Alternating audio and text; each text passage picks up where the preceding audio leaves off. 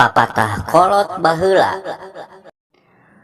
Balungbang timur caang bulan 14, Jalan Gede Sasapuan, hartina ridho, ikhlas, suka pisan.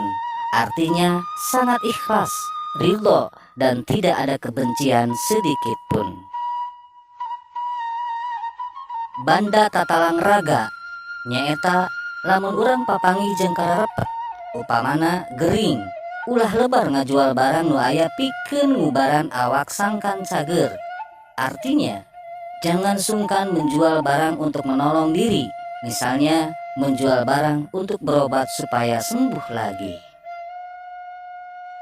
Batan kapok kalah gawok, hartina lain eureun tapi kalah beuki maceh atau kalah dedeyeun.